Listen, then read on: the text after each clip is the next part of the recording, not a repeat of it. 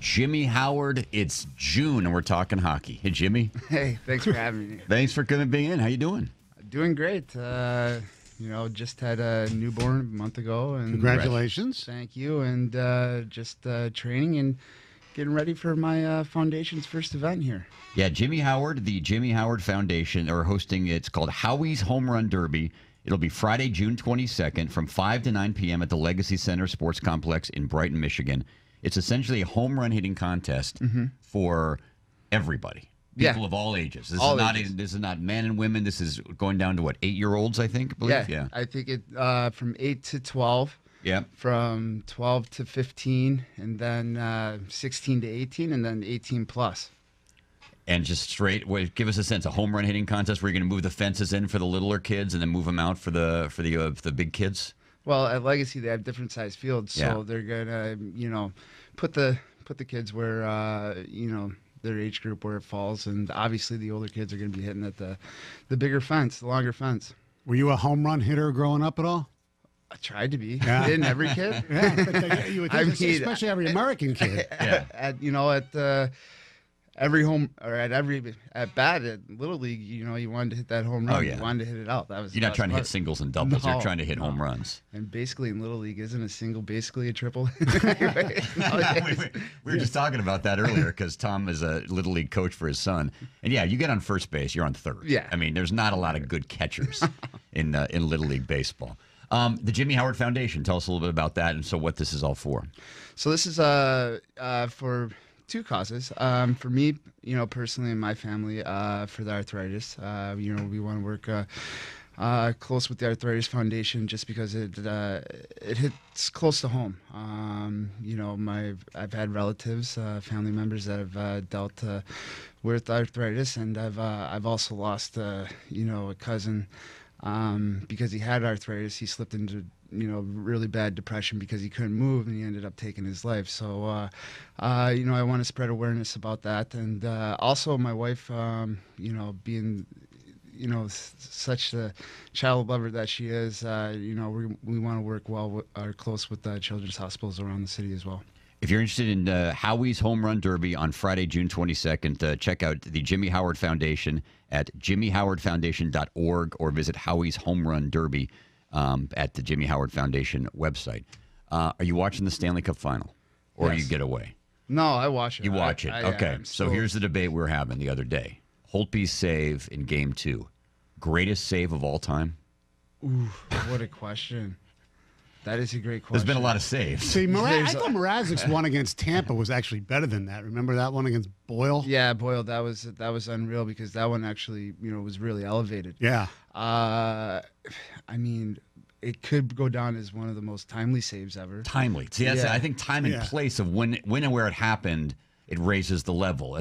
And look, I'm not going to say it's a garden variety save, but if you make that save in the second period against Columbus in a January game, does it get the same attention? No, not at all. Yeah. No, the fact that it happened at the end of Game 2 with Vegas pressing. I thought for sure they were going to tie it up, and they made the pass. I looked at my wife, and I go, there it is. And then all of a sudden, he stuck his paddle back, and he got it. And I was like, wow.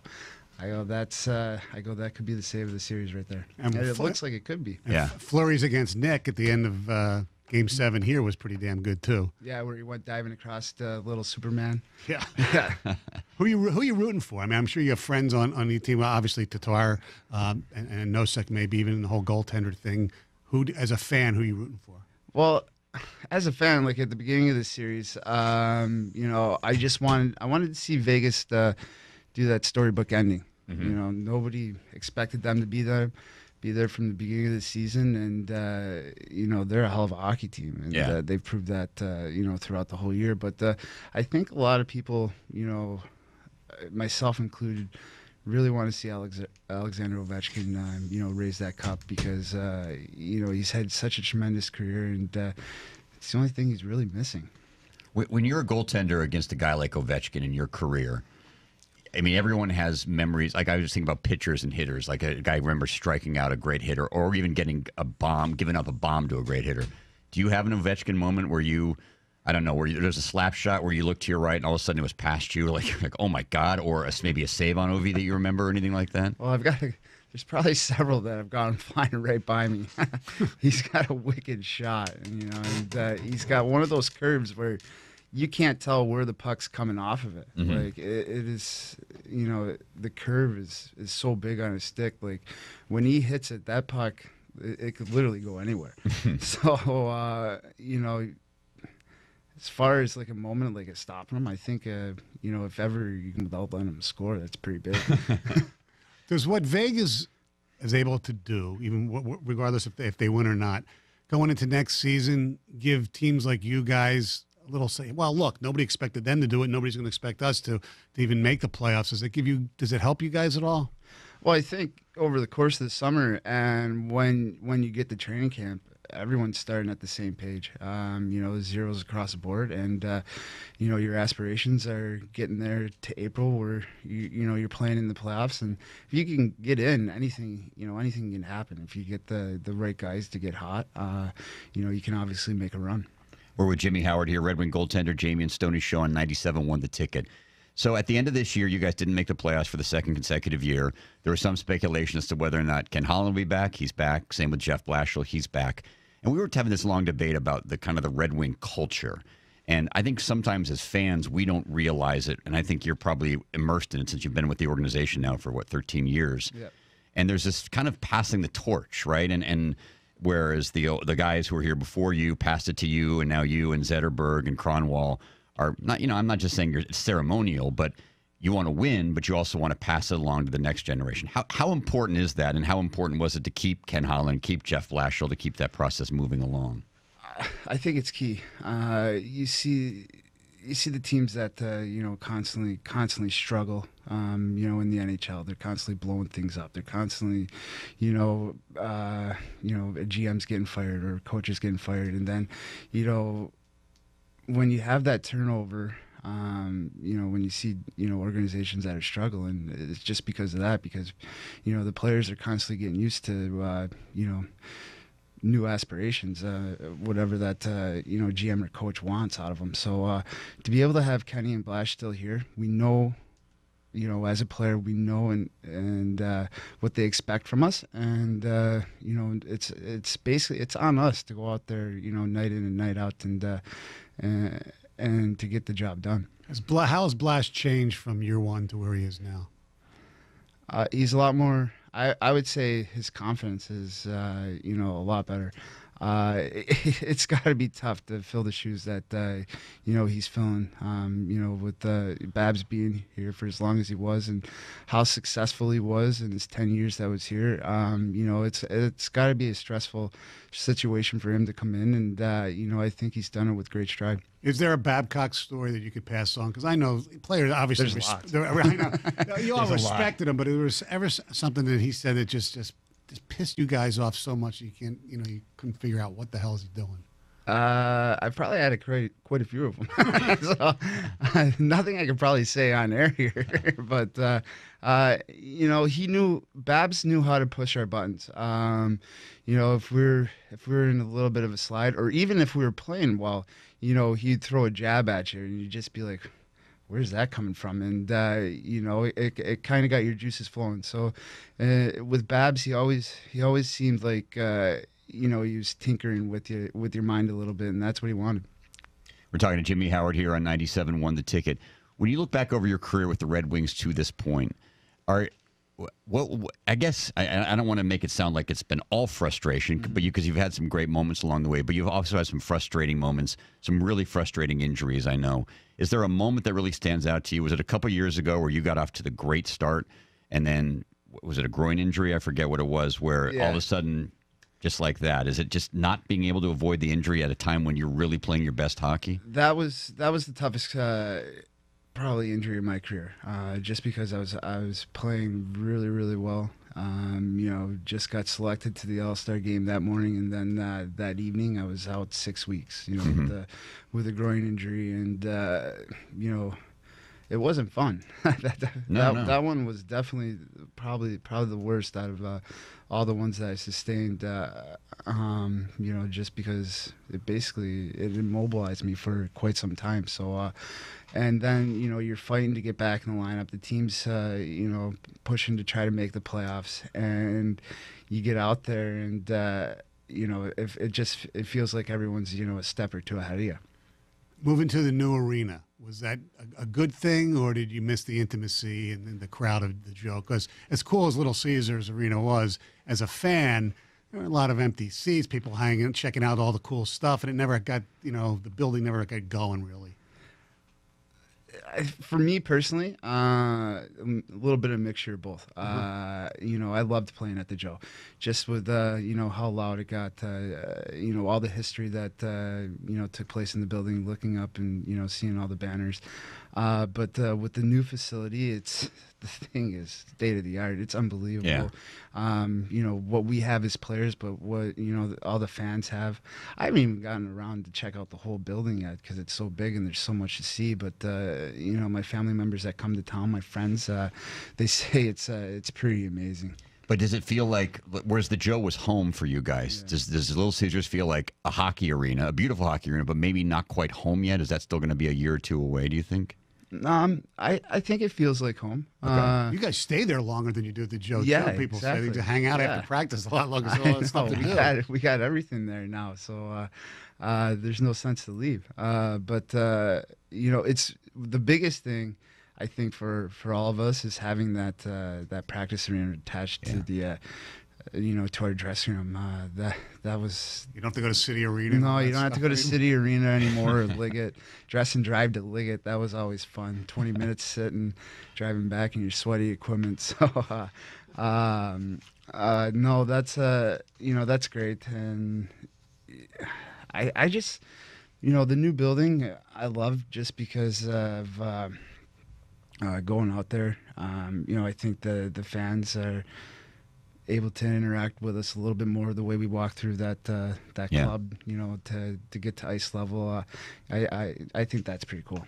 Jimmy Howard is with us, Red Wing goaltender. He's going to be hosting Howie's Home Run Derby in Brighton on Friday, June 22nd. For information on that, check out his website, jimmyhowardfoundation.org. All right, we're going to take a quick break. When we come back, if you have any questions for Jimmy or phone calls, 248-539-9797. The Ticket joined in studio by Jimmy Howard, the Red Wing goaltender. He will be hosting Howie's Home Run Derby featuring Dylan Larkin, among others, right? Yep. And some of your teammates will be out there as well, along with Larkin. And, of course, Jimmy, that benefits the Jimmy Howard Foundation. For more information, check out jimmyhowardfoundation.org. This is a home run derby for kids starting at ages 8 all the way through adults, 18 and over. And if you don't want to participate in the home run derby, but you still want to come out, see Jimmy, see some of the Red Wing players, you can get in for $10. The cost to participate in the home run derby is $35. You'll get a foundation shirt to wear for the event. And again, if you just want to come out and bring your kids, 5 years and under are free. All proceeds benefit local families and the charitable causes of the Jimmy Howard Foundation. They got face painting. They got all this kind of cool stuff. Stoney's going to be doing the face painting. Oh, yes, really exactly. Neat. Yeah. Can you imagine what that would look like, me doing face painting? Oh, my Lord. All right, so Jimmy's been nervous during the entire commercial break, so we said we're going to talk about this topic. So a couple weeks ago, we did one of these hypothetical. If you were commissioner for a day, what would you do to change a sport? Baseball, 7 innings, 154 games, something like that. And Stoney said, I would change hockey to go from 3 20-minute periods to 2 30-minute halves just for TV purposes, right? Because if you're sitting at home watching on TV, the 2 intermissions can be kind of long. And Gov, who's a longtime hockey player, hockey fan, said, I wouldn't do that, but maybe I would shorten the intermissions, because I'd maybe have them be like a 12-minute intermission. And we had one or two people call in or text in and say, no, you can't do that. And we're like, well, why not? Goaltenders wouldn't be able to go to the bathroom. They say it takes the entire intermission to get to the dressing room, get out of all the equipment, go to the bathroom, get your stuff back on. It must be at least 15 minutes. And we're like, what? What are you talking about? 15 minutes to go to the bathroom for a goaltender? No, I don't think so. Okay, good. That's good to know. So when you have to go to the do you go to the bathroom between periods frequently? Yeah. Okay. Once in a while. So you just, it's not like a ritual. Right, We're just no. asking curiosity. Right. Yeah. Yeah. So I would imagine you sweat it out. I mean, you probably usually don't have to go much. Yeah. No, in a lot of buildings it's so hot. And I'm a big sweater, so I'm usually depleted by the end of the game. But usually if I gotta go number one, it takes like maybe 3 or 4 minutes. Okay, so yeah, so it's not that Oh. any more so than a skater, a goaltender. Like, is there that much more padding, or is it pretty much the same rig, kind of? Well, the problem for goalies is suspenders and everything like that. We got them up over our chest and arm protectors. So Yeah. you take that off. You got to take the chest and arm off. So that's the process. But skaters, it's a lot easier for them. They just got to go drop their pants. Speaking of equipment, being the old fart that I am, I watch hockey and I still love it. But growing up, you'd see, Guy Lafleur take slap shots from the top of the circle, and there was like net for them to look at. They'd score on slap shots and things like that. That doesn't happen that much anymore. I'm sure your answer is no, but I think to make the game, I think you go back to the old padding where you guys weren't so big and covered up so much net. Do you think that would help the game or not? I think it would. I think all the goalies are together in this as long as we're protected. We'll go in any direction that the league wants us to. But you don't want to. We don't want to make it too small because now with the new technology with sticks and everything like that, anyone can shoot the puck. So, sometimes, it hurts even if you get hit in the padding. So, just as long as we do the testing right and make sure we're protected, I think we'd be fine with shrinking it. What is the best part and the worst part about being the goaltender of the Detroit Red Wings? Best part is, for me, every single night when I get to lead the team out onto the ice. I think that's pretty cool just because it's original Six franchise and all the history and the tradition, and still sort of pinch myself every single night I get to do that. Worst part for being a goalie? No, for being the Red Wings goalie. Because it's this town and goalies have had a bit of a fickle relationship over the years. I live in a bubble, so I don't know. Do you really? Yeah. I don't. Yeah, you can't listen to this stuff. But I probably, you screw up and then you got 20,000 people down your neck. So Yeah. that red light comes on. So, when they slow it down, slow enough, everyone's a coach. But as a simpleton hockey fan, I always have bristled a little bit at the critique of the goaltenders because it seems to be like the low-hanging fruit. Like if the Red Wings give up a goal, it's on the goaltender. Whereas about 1,000 things probably happen on the ice to lead up to that moment. And that part always seems very unfair to me. And I'm guessing, but if you live in a bubble, it doesn't seem unfair to you because you never hear it, right? No, I never hear it. I go home and I hang out with my wife and the kids, and I try to stay away from everything that could probably involve me in the media. Yeah. What do you think happened to Peter Mrazek? I was one of those guys. I admitted I was a Mrazek slappy. I thought he had that it factor where certain athletes, the way they act or whatever, you thought they were going to be special. And something happened, whether it was he couldn't focus all the time. Was there something that prevented him from being great? Besides that you might have been better? I don't know. But seriously, because for a while there, you thought he was going to be one of I think he still has that confidence and he still has that it factor, but he has to, in order to be successful in this league, obviously you got to be able to bring it every single night, and once he's able to figure that out, I think he'll be fine. And I think for him, just the one thing that pops into my mind right away is just quieting his game a little bit more. When you get a little bit too aggressive or over aggressive in this league, one pass and these guys are so skilled, they can pick up on that and they'll end up picking you apart. Are you looking forward to a new goaltending teammate this year? Because obviously he's not back. You're going to have to pick up somebody. Any ideas who? I have no idea. Carter Hutton is a name that's been going around. Yeah, there's been a couple names that have been going around, but whoever they decide to sign or bring in, I'll look forward to working with. All right, we got a call for you. Andy in Farmington Hills. You're on with Red Wing goaltender Jimmy Howard here on 97.1 The Ticket. Hey, Andy. Good morning, gentlemen. Hi, Jimmy. Nice to have you back in Detroit for a little bit.